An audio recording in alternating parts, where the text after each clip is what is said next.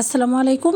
আজকে আমি আপনাদের সাথে শেয়ার করব ডিম আর সুজি দিয়ে ভীষণ মজার একটি পিঠার রেসিপি। আর এই পিঠাটা খুব সহজে বানিয়ে নেওয়া যায় আর দীর্ঘদিন রেখে খাওয়া যায়, কোনো রকম নষ্ট হয় না।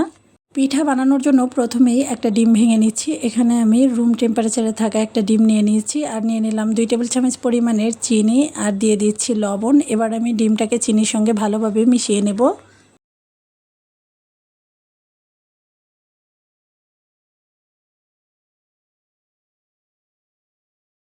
চিনিটা যখন ভালোভাবে গলে গেছে তখন এর মধ্যে দিয়ে দিচ্ছি এখানে আমি হাফ কাপ পরিমাণের সুজিটাকে ডিমের সঙ্গে মিশিয়ে নেব।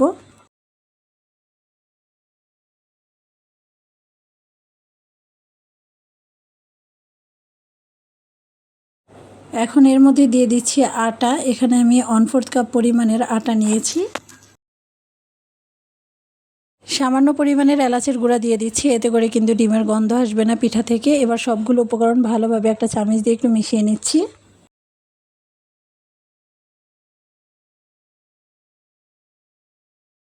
হাত দিয়ে মেখে আমি একটা ডো করে নেব। আর এই ডোটা প্রথম অবস্থায় একটু সফট মনে হবে, এটাকে রেস্টে রেখে দিলে কিন্তু পিঠা বানানোর জন্য একদম রেডি হয়ে যাবে।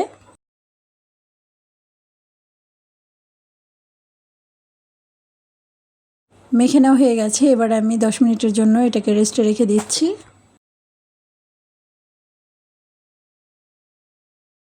এবার আমি পিঠাগুলো বানিয়ে নেব। আর দেখতেই পাচ্ছেন হাতের সাথে কিন্তু লেগে আসছে না। আমি হাতে কিছুটা তেল লাগিয়ে নিয়েছি। এবার পিঠার ডিজাইনটা করে নিচ্ছি। আপনারা কিন্তু এই ডো দিয়ে কোনোভাবেই পিঠার ডিজাইন করে নিতে পারবেন। আমি খুব সহজভাবে একটা পিঠার ডিজাইন দেখিয়ে দিলাম। আর এভাবে কিন্তু আপনারা করে নিতে পারেন। সব পিঠাগুলো একইভাবে বানিয়ে নিয়েছি। এবার ভেজে নেব। কুসুম গরম তেলের মধ্যে আমি এক এক করে পিঠাগুলো দিয়ে দিচ্ছি। খুব বেশি গরম তেলে দেওয়া যাবে না, তাহলে দ্রুত কালার চলে আসবে আর ভেতরটা কাঁচা থাকবে, যেহেতু এটা সুজির তৈরি পিঠা।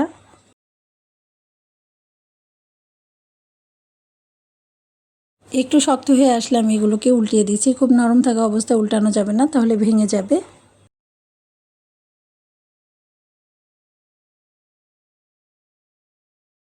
এই পিঠাগুলো ভাজতে 5 থেকে 6 মিনিট সময় লাগবে। আর এই সময়ের মধ্যে কিন্তু পিঠাটা খুব ভালোভাবে ভেজে নেওয়া হয়ে যাবে। তো আমি উল্টে পাল্টে নিচ্ছি। আর এর মাঝে কিন্তু কালারটা চেঞ্জ হয়ে গেছে। এবার আমি তেল থেকে তুলে নেব। এর থেকে বেশি ভাজার দরকার নেই। এমন কালার আসলে কিন্তু তুলে নিতে হবে, এর থেকে বেশি ভাজলে পুড়ে যাবে।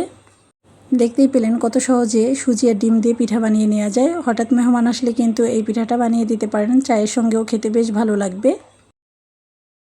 আশা করছি রেসিপিটা ভালো লেগেছে। ভালো লাগলে অবশ্যই কমেন্ট করে জানাবেন আর বেশি বেশি করে শেয়ার করে দেবেন। সবাই ভালো থাকবেন। আজকের মতো বিদায় নিচ্ছি। আল্লাহ হাফেজ।